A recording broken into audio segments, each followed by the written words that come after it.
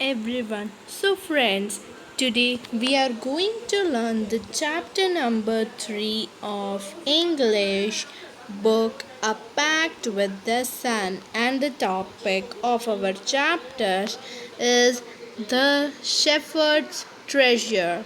Okay, so let's start with our chapter. Once upon a time, there was a village in the country Iran where a shepherd lived.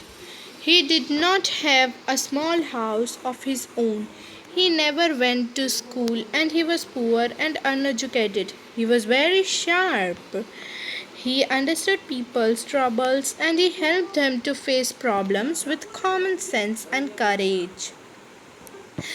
Many people came to him to take his advice. Soon he became famous for his wisdom and friendly nature. The king heard about him and thought to meet him. So, in the first para, it is telling that once upon a time in the country Iran, a shepherd lived. A shepherd lived. He did not have a small house of his own. He don't have even a small house of his own. So you might have a doubt, what is a shepherd? Let me show you a picture of a shepherd. Okay, so can you see this picture? This is a picture of a shepherd. Okay, a shepherd is a person. He is a person. Every man, he is a person who takes care of sheep and others that sheep, goats, and that like animals. Okay, shepherd is a man who takes care of sheep, then other domestic animals or draft animals. Okay, now we will move to the next part. Then we were learning that he was very famous for his wisdom and common sense. Okay, he understood all the people's problems and troubles and he solved them with his common sense, sharp mind, and with courage. Okay, then many people of the village came to him for to take his advice. Then soon he became famous for his wisdom, his smartness, and for his friendly nature. And then the king of that country, the king of that part of the area, the king of Iran, decided to meet him. Okay, now he changed his look like a shepherd and riding on a mule, he came to the cave where the shepherd lived. And the king of that country changed his look like a shepherd riding on a mule. Mule means a type of camel, or in that time they ride on camel or horse. Okay, this is not important question.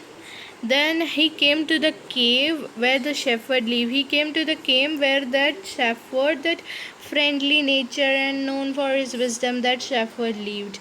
Then when the shepherd saw the visitor coming, he ran to welcome him.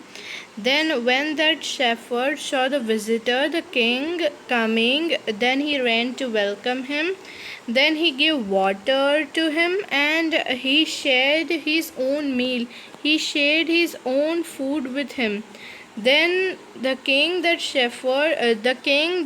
changed his look rested in the cave for a night, and he was very much impressed by that shepherd. Then the king was still tired and decided to depart next morning. That king was tired, but he decided to depart. He decided to go now. Okay. He said, "Many thanks for your kindness," he said to that shepherd. "Many thanks to the traveler. Many thanks for your kindness to a poor traveler." I have a long way to go. Permit me to leave. Then he said that, "Permit me to leave because I have to go a long distance." Then looking to the eyes of traveler, the shepherd looked to the eyes of the king. He said that, "Thank you, your majesty." Majesty means a king or a big person, for visiting my house and paying me the compliment of a visit.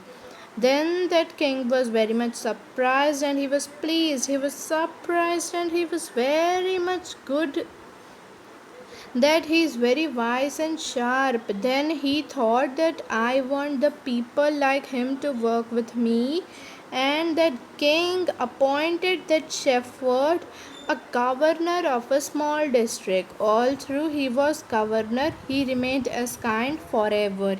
He was governor, but he remained kind forever. Okay. People loved him for his wisdom, kindness, and goodness. That people of that district loved him for his wisdom, kindness, and goodness. Then he was kind to everyone, one and all, and he gave fair decisions to every person.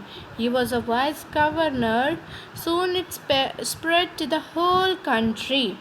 Now the other governors of that country and of their area were jealous of him and started talking to the king against him. Okay, they said bad things about to the king, so that the king rusticate the governor. Okay, they said he is very dishonest. Okay, they all said that he is very dishonest and he always keeps himself. Then he said that he is very dishonest, he always keeps a part of money of the tax that he collects from people. Okay, why did he always carry with him? They added an iron chest. Perhaps he carried in it the treasure that he had secretly collected. He They told that he carry an iron chest with him all time, and it is the key of the treasure that he had secretly collected. Okay, they said mockingly, they said very much harsh in a harsh voice. They said he is an ordinary shepherd. Okay, and we cannot behave or believe him no better. At first the king did not pay attention to this governors, but how could he ignore him, because their stories about that shepherd would never end. But one thing was certain, that the shepherd carried with him an iron chest all the time. Okay. So one day the shepherd was called to the palace. He came riding on his camel. Okay, he came riding on his camel. Then, to everyone's delight, everyone's surprise, the iron chest was fastened. The iron chest was not this time with him. It was securely behind him. It was behind him on the camel's back. Okay. Now the king was very angry. Okay, now the king was very angry. Then he thundered. He spoke in a very harsh voice. He spoke very much loudly and with an extra power. He said, "Why do you always carry that iron chest, that key, with you all the time?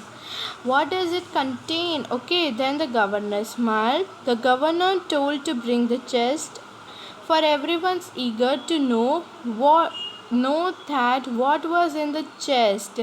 Okay. So when he opened it, there was no gold or silver. When we opened that box with that chest, there was no gold or silver, but there was only one blanket. He carried it proudly and said, "This is only my treasure." He said, "This blanket is only my treasure. I always carry it with me." Then the king said that, "Why do you carry an ordinary blanket with you all the time? You are governor of a district. Okay, why do you carry an ordinary blanket with you all the time? You are a governor of a district." "Then this blanket is my oldest friend. It will still protect me anytime Your Majesty should wish to take my new clothes." Okay, so he told that blanket is my oldest friend. It will still protect me from any time, from rain, cold. Okay, so he said to the king that, "You can take my another clothes. How please the king was and how embarrassed jealous governors become to hear the wise men's reply. Then the king was very much pleased. He was very much happy with the answer that shepherd gave. And how embarrassed. They all were in shock. The jealous governors, they all were in shock. Become to hear wise men's reply. Okay. Now they all knew that the shepherd was the kindest and the wisest man in the land. Now they all knew that the shepherd was the kindest and the wisest. He was very much kind. He was very much good to everyone. He was very much sharp and intelligent. Okay, sharp and intelligent. Then the king made him the governor of a bigger district. Okay, then the king made him a governor of bigger district that very day. Okay, so with this line we have completed our chapter. So if you have any doubt, you can ask me, you can comment on the comment section. So this is an Iranian folk tale. Thank you friends, have a nice day.